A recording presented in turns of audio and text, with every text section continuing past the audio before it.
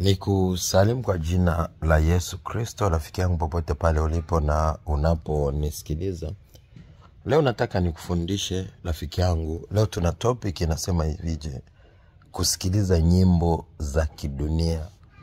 Je, ni kitu kinaruhusiwa kibiblia? Kwa dunia ya sasa, wengi tunajiita wa Kristo, lakini kusikiliza nyimbo za watu wa dunia, kwenda kwenye matamasha ya watu wa dunia, au kuhusika kwa na kuimba nyimbo za kidunia tunafanya. Lakini je, hiyo ni halali kwa Mkristo? Je, Mkristo anaruhusiwa? Mtu aliyeamua kumpokea Kristo na kutembea katika Roho Mtakatifu, je, hicho kinaruhusiwa?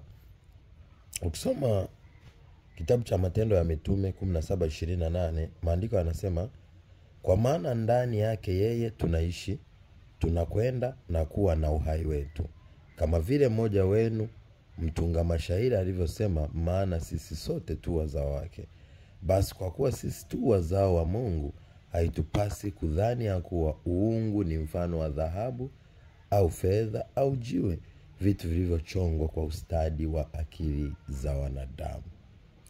Tunaona Paulo katika Athene, anaona mji umejaa sanamu nyingi. Na tunachokiona ni nini pale? Tunaona injili ilipopelekwa kule, wengi walianza kuchunguza, kujiuliza hii ni nini?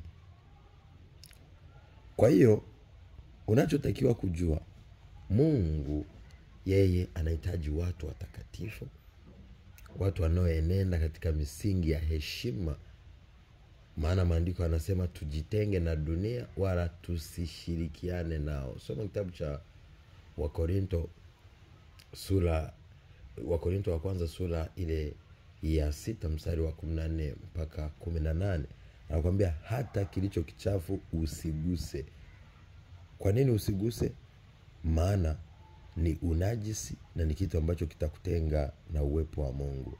Ukisoma Waefeso 5:19, maandiko yanasema, mkisemezana kwa zaburi na tenzi na nyimbo za rohoni, huku mkiimba na kumshangilia Bwana miongoni mwenu, na kumshukuru Mungu Baba siku zote kwa mambo yote katika jina lake Bwana wetu Yesu Kristo.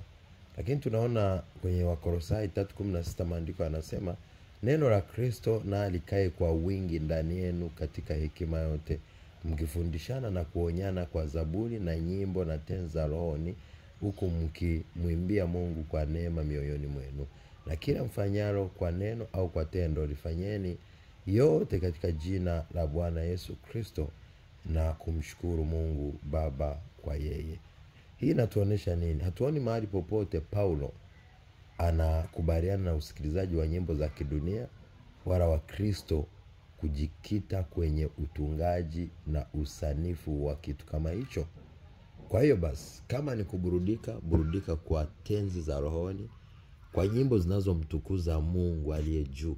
Na hata hizi nyimbo za wasanii wa kisasa wa injili, ambao unakuta wamevaa suruali, ni wanawake na wanaacha maziwa nje, au wanaume unakuta hakuna utukufu wa Mungu. Ina maana hizo nyimbo pumzi yake ni shetani. Kwa hiyo lazima uwe makini na kitu chochote kisije kikakutia unajisi.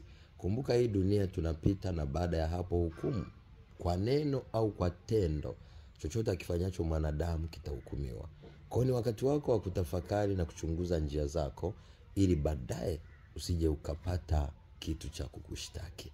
Maana hukumu itatoka katika Yakobo, na Yesu Kristo mwenyewe na malaika zake watashuka na watatoa hukumu kwa kila kiumbe chote ambacho kilienda kinyume na mapenzi ya Mungu.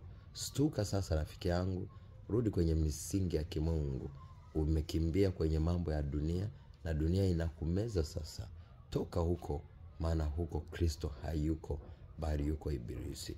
Maandiko yanasema usipende dunia wala tamaa zake, maana ipendaye dunia huyo si wa Mungu.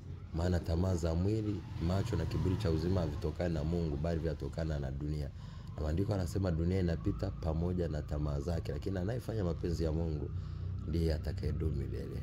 Kitabu cha Yohana wa kwanza sura ya pili mstari wa 15 mpaka 17. Naitwa Apostle Johannes John, nawapenda sana.